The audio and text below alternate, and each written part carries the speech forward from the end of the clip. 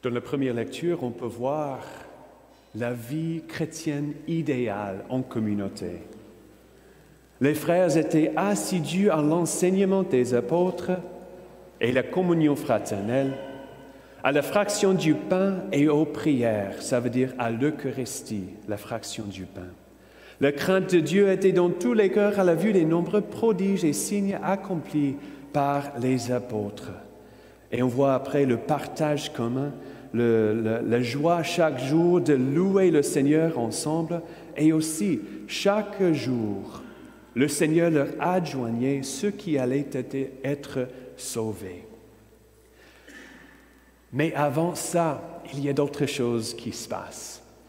Avant la joie de la fraternité, de la communion, de la vie chrétienne ensemble, de la joie de proclamer le Seigneur avec force et dans l'Esprit Saint, ils avaient peur. Il y a plein de choses qui se passent entre ce texte-là, des Actes des Apôtres, et la résurrection. Et nous pouvons voir ça aujourd'hui dans l'Évangile. Nous avons les apparitions de Jésus et Thomas qui doute. Thomas qui ne croit pas les autres disciples, ceux qui ont vu la résurrection, l'apparition de Jésus. Cette image vient du peintre italien Caravage. Il est très connu pour ce qu'il fait. Il joue beaucoup avec la lumière et les ténèbres, mais aussi il est tellement concret, tellement incarné dans ces images. On voit Thomas, il met sa doigt dans le côté de Jésus. C'est tellement physique, c'est presque trop. Mais Jésus voulait nous montrer plusieurs fois après sa résurrection qu'il n'est pas juste un esprit qui fait n'importe quoi. Nous savons que oui, il peut traverser les portes verrouillées. Il fait ça plusieurs fois dans l'Évangile aujourd'hui. Nous savons qu'il peut apparaître et disparaître juste comme ça. Nous savons qu'il peut être déguisé comme jardinier. Il peut bloquer les autres de voir que c'est vraiment lui, dans son corps glorifié. Mais il nous montre aussi qu'il est physique. Il mange plusieurs fois le poisson devant lui. Il invite Thomas à mettre le doigt dans son côté. Donc il est esprit, mais il a aussi son corps, mais son corps glorifié. Et c'est un peu, on peut dire même scandaleux, que Jésus garde ses plaies. Mais pourquoi? Et même qu'il garde son humanité après la résurrection. Il aurait pu dire, bon, ça c'est fini, les jours de la passion, ça suffit, je laisse mon corps humain dans le tombe, je peux apparaître et montrer que je suis Dieu, ça suffit, je laisse le corps là-bas par terre et je peux réjouir auprès de mon Père avec mon esprit. Mais non, il a choisi de garder tout, de garder son humanité. Et non seulement dans un corps glorifié, mais un corps glorifié qui garde toujours les plaies, les blessures, qui sont maintenant transformées. Les blessures qui montrent la cruauté de l'être humain envers Dieu, envers lui. Les mauvais souvenirs qui sont transformés comme dans les bijoux de l'amour de Jésus. Complètement transformés. Maintenant, ça montre que oui, c'était vraiment moi qui ai été crucifié sur la croix. La croix aussi est transformée dans symbole d'amour, de l'amour de Jésus pour nous. Ses plaies dans ses mains, son côté, dans sa tête, transformées dans les bijoux d'amour pour nous montrer la force de son amour, de sa miséricorde. Et je suis heureux que Thomas n'était pas là. Père Benoît a partagé cette semaine, quand on a partagé la parole ensemble entre les prêtres, qu'il avait entendu une homélie qui disait que probablement Thomas n'était pas là parce qu'il était le seul de ne pas avoir peur. Les autres avaient peur de la persécution, mais lui, on peut voir dans l'Évangile de Jean, avant la résurrection de Lazare, Thomas dit, « Allons-nous à Jérusalem pour mourir avec Jésus ?» À ce moment-là, au moins, il était prêt à mourir avec Jésus. Il a montré son courage. Peut-être, on ne sait pas, mais peut-être c'était lui qui avait le plus de courage, donc les autres étaient enfermés, verrouillés pour peur, et lui, il est sorti quand même pour partager la bonne nouvelle. Bon, on ne sait pas, c'est une interprétation, mais c'est possible. Mais aussi, il a la réputation de douter.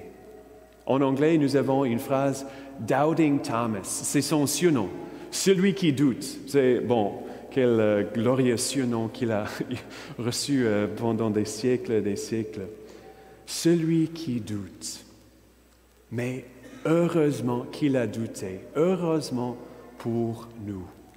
Jésus lui dit, parce que tu m'as vu, tu crois. Heureux ceux qui croient sans avoir vu. Jésus est apparu plusieurs fois aux disciples, aux foules même. Et Saint Paul parle d'un moment où Jésus est apparu même à 500 personnes à la fois.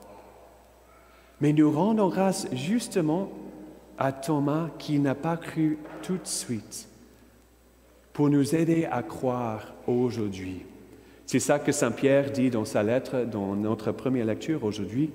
Lui, vous l'aimez sans l'avoir vu.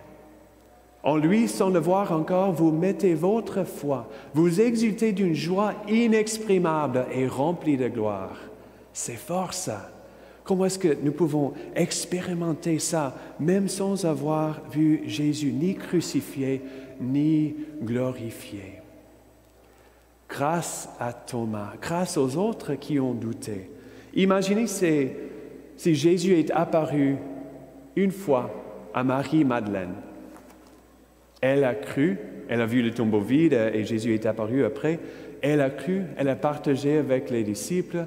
Les autres, ils ont cru, ils l'ont cru à elle. Et voilà, ça suffit. Bon, plus d'apparition. C'est moins solide pour nous aujourd'hui. Ça aurait montré la foi des disciples, la foi des autres autour de Marie-Madeleine pour croire à elle. Comme récit de la résurrection. Mais parce qu'ils n'ont pas cru, Jésus est apparu de nouveau. Et pour les disciples à Emmaüs, ils n'ont pas cru, les 2 disciples non plus. Ils n'ont pas cru, et Thomas n'a pas cru les 10 disciples. Donc, grâce au doute, on a beaucoup de preuves de la résurrection de Jésus. Son esprit et son corps, son humanité, sa divinité, ressuscité. Nous nous rendons grâce pour les doutes de Thomas. Et encore plus, il est tellement concret. Il dit, si je ne mets pas mon doigt dans la marque des clous, si je ne mets pas la main dans son côté, non, je ne croirai pas. Pas du tout. Il est tellement ferme. Le don de la conversion. C'est plus crédible, c'est plus facile à croire en nous autres que c'était vraiment quelque chose de fort par l'existence de Dieu qui c'est encore plus fort. Et donc, grâce à Thomas, nous avons ça. Mais des fois, nous pouvons oublier l'autre côté de Thomas. Après ça, bon, c'est possible que c'est passé comme ça.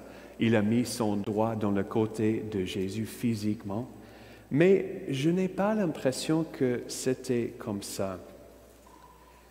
Quand Jésus est apparu à Thomas, avance ton doigt ici et vois mes mains, avance ta main et mets-la dans mon côté, cesse d'être incrédule, sois croyant. Ce n'est pas dit que Thomas a fait ça, c'est possible, mais on a l'impression que tout de suite, il est converti. Alors Thomas lui dit, « Mon Seigneur et mon Dieu ». Quel acte de foi! Il dit clairement que lui, il est Seigneur, qui était un titre pour César, pour celui qui régnait par terre. Donc Thomas dit dans cette parole, tu es le Seigneur de ma vie, tu es maître de ma vie, de mon tout. Et aussi, il dit tellement clairement, et mon Dieu, je crois que tu es mon Dieu. Je crois non seulement que tu es mort et ressuscité, mais encore plus fortement, je crois que tu es mon Dieu. Donc nous pouvons rendre grâce pour la doute de Thomas et encore plus pour la foi de Thomas qui nous montre comment croire en Jésus. Aujourd'hui, c'est le dimanche de la miséricorde et c'est tellement beau l'histoire de ça parce que c'était déclaré par Saint Jean-Paul II dans l'année 2000 grâce aux apparitions de Jésus à Sainte Faustine. Donc, c'était à la canonisation de Sainte Faustine que Jean-Paul II a annoncé, nous allons fêter la fête de la miséricorde, le 8e jour de Pâques. Mais quand il a changé le nom de cette messe aujourd'hui, c'est tout qu'il a changé. Il a changé juste le nom, Dimanche de la miséricorde, parce qu'il n'avait pas besoin de changer d'autre chose. Parce que les textes ont déjà parlé de la miséricorde. En fait, les premières paroles de la messe, dans la prière d'ouverture, Dieu d'éternelle miséricorde. Et aussi dans le psaume, nous avons chanté, oui, que le dise Israël, éternel est son amour. Mais une autre traduction pour cette parole, Hesed en hébreu, c'est miséricorde. Éternel et sa miséricorde. Dans la deuxième lecture, dans sa grande miséricorde, il nous a fait renaître pour une vivante espérance grâce à la résurrection de Jésus-Christ. Et aussi dans l'Évangile, nous pouvons voir la miséricorde que Jésus nous offre à travers les apôtres. Il les donne l'Esprit Saint, recevez l'Esprit Saint, et après, il partage le pouvoir de sa miséricorde avec les apôtres et ensuite avec les évêques, les prêtres, jusqu'à aujourd'hui. À qui vous remettrez ces péchés, ils seront remis. À qui vous maintiendrez ces péchés, ils seront maintenus. On voit ce pouvoir dans le sacrement de la réconciliation jusqu'à aujourd'hui. La miséricorde, c'est l'attribut le plus fort, le plus beau, la plus grande de Dieu, parce que ça montre son amour à l'extérieur de lui, pour nous tous. Et aussi, un aspect essentiel de la miséricorde, c'est d'avoir la compassion, on peut dire l'empathie, pour la personne qui souffre.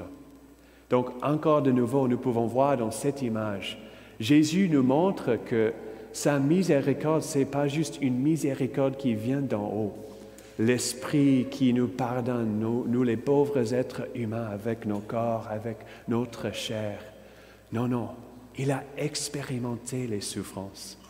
Il nous invite à mettre notre doigt dans son côté pour voir, oui, toi aussi tu as souffert. Et tu as souffert justement pour moi, dans mes péchés, dans ma petitesse, dans ma misère. Il y a une phrase qui dit, en fait ça vient de notre saint patron, saint Thomas d'Aquin, un être pardonné, ce geste, l'acte de pardonner, de recevoir le pardon, c'est un geste, un acte plus grand que la création de l'univers. C'est fort ça. Recevoir le pardon de Dieu, c'est un acte plus grand de créer tout l'univers. C'est ça que Jésus veut pour nous, de recevoir nos misères, de recevoir nos péchés, de mettre nos doigts dans son côté, de tout donner à Jésus sur la croix pour qu'il puisse nous donner tout, la vie nouvelle, la vie dans l'esprit, la vie dans la joie. Donc nous allons parler un peu de la miséricorde. Attention à l'image qui arrive là. Ça vient du Seigneur des Anneaux. Donc ça s'appelle Gollum. C'est un être compliqué et misérable dans l'histoire. Donc je vais donner le moins de spoilers possible, mais bon, c'est un vieux livre et les films sont très vieux aussi, donc je me permets de partager juste quelques éléments. Donc Gollum ou Sméagol, qui est son nom d'origine, est un être compliqué. Il était un hobbit avant, un hobbit en anglais. Si j'ai mal prononcé hobbit, je ne sais pas exactement. Mais il a été corrompu par son avarice pour l'anneau de pouvoir qu'il a corrompu.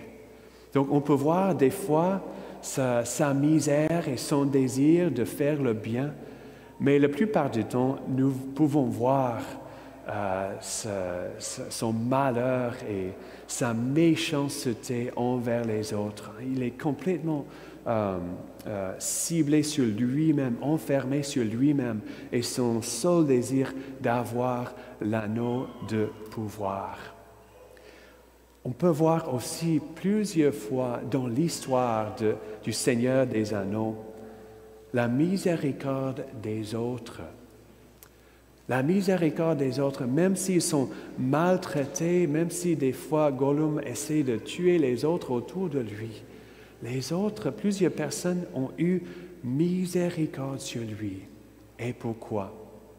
Non seulement à cause de la compassion qu'ils ont pour cet être tellement misérable, mais aussi parce qu'ils ont expérimenté un goût de ça. Ils ont expérimenté le fardeau que Gollum a porté plusieurs années durant sa vie. Parce qu'ils ont goûté la même souffrance, ils ont pu avoir la compassion pour cet être, comme j'ai dit, tellement misérable. C'est une invitation pour nous aussi de participer dans la miséricorde de Dieu, lui qui nous a pardonné. Comme Pape François a partagé dans Evangelii Gaudium, la joie de l'Évangile, j'insiste encore une fois, Dieu ne se fatigue jamais de pardonner, c'est nous qui nous fatiguons de demander sa miséricorde. C'est tellement vrai ça. Dieu ne se fatigue jamais de pardonner, c'est nous qui devenons fatigués. Il y a une histoire que j'ai entendue au séminaire.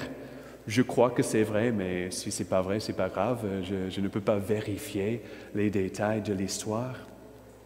Il y avait un homme qui était tellement miséreux dans la misère. Et il était mis dans la prison, justement, dans la justice, parce que lui, il a tué sa femme. Et un évêque est allé pour lui visiter dans la prison.